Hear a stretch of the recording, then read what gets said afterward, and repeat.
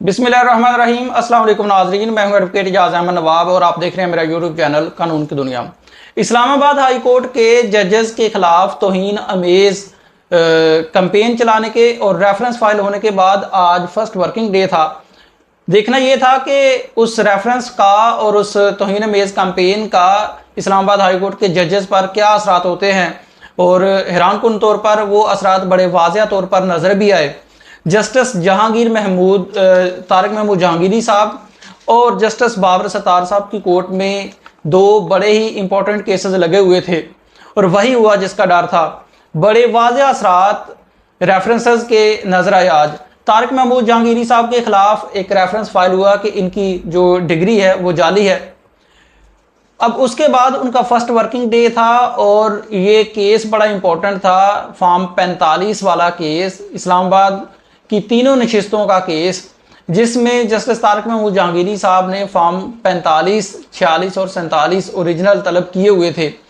वो केस जब आज लगा तो उसके बाद जो हुआ वो आपको बताना है, और साथ में ये भी बताना है कि पाकिस्तान तहरीक इंसाफ का जलसा जो एनओसी कैंसिल किया गया था, उस वक्त पाकिस्तान तहरीक इंसाफ को शर्मिंदगी का अदालत से सामना हुआ है, लेकिन साथ ही अदालत ने इनको एक नया रास्ता भी दे दिया है।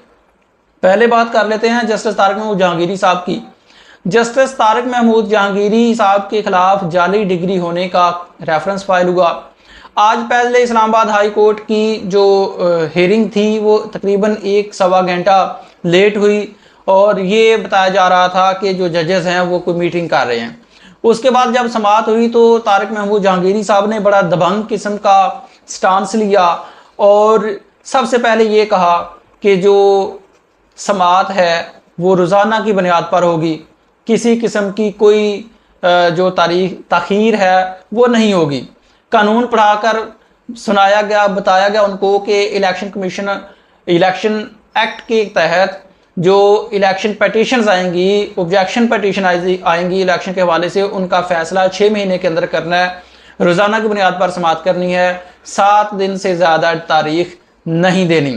इस पर उन्होंने पूछा किसी को कोई इतराज़ है, तो तारिक फजल चौधरी साहब के वकील जो हैं वो खड़े हुए, उन्होंने कहा जी मुझे एतराज़ है, जिनकी सरजनश करते हुए उनको तारिक महमूद जहांगीरी साहब ने बैठने का कह दिया। उसके बाद उन्होंने कहा कि जी लेके आए अपने फॉर्म 45, 46, 47 जो कि जमा ना करवाए गए। तो हैरानकुन तौर पर तारिक फजल चौधरी साहब को 30,000 का 20,000 का और खुर्रम नवाज साहब को 30,000 रुपये का जुर्माना आयद कर दिया गया कि आपने क्यों नहीं फॉर्म 45, 46, 47 और बयान अल्फी जमा करवाए। बात यहां तक ही ना रुकी, बल्कि उनको बयान अल्फी जमा करवाने का आखिरी मौका दे दिया। कहा कि अगर अगली तारीख पर आप बयान अल्फी जमा नहीं करवाते हैं तो अदालत के पास ऑप्शन मौजूद है, अथॉरिटी या पावर है कि वो आपकी रुकनीत मुअत्तल करने का शोकाज नोटिस जारी करे, और साथ में 1 लाख रुपए का जुर्माना आयद करना का भी अंदिया दे दिया गया। बात यहाँ पर भी नहीं रुकी और ये भी कहा गया कि अब रोज़ाना की बुनियाद पर समाअत होगी, किसी किस्म की कोई तखीरी हरबा नहीं होगा। अगर आप फॉर्म ये बयान अल्फी जमा नहीं करवाते हैं तो उसके बाद अदालत देखेगी कि क्या करना है। आज ही फॉर्म 45, 46, 47 जमा करवाने का भी ऑर्डर कर दिया गया, और जो तारीखें NA 46 की जो केस था उसकी 11 जुलाई डेट रख दी, 47 की 10 जुलाई और NA 48 की 9 जुलाई तारीख मुकर्रर कर दी गई। अब ये रोज़ाना की बुनियाद पर केसेस होंगे और तीनों केसेस अलहदा समाअत किए जाएंगे।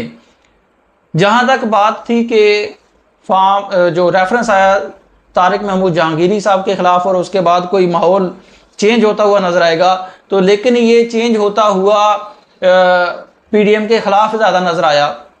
पहले भी ये केस इसी तरह से चल रहा था। हमें यकीन है अदलिया पर और ख़ासतौर पर इन जजेस के पर जिन्होंने लेटर लिखा सुप्रीम कोर्ट ऑफ पाकिस्तान के चीफ जस्टिस को कि वो मेरिट पर और अपने खिलाफ, उनके खिलाफ अगर कोई शिकायत आती है तो उसको बालाए ताक रखकर इंसाफ के मुताबिक मेरिट पर फैसला कर रहे हैं, और उन्होंने ऐसा ही किया, जो कानून है उसके मुताबिक फैसला किया। बहरहाल जो PDM की उम्मीदें थी वो मांद पड़ती हुई नजर आ रही हैं।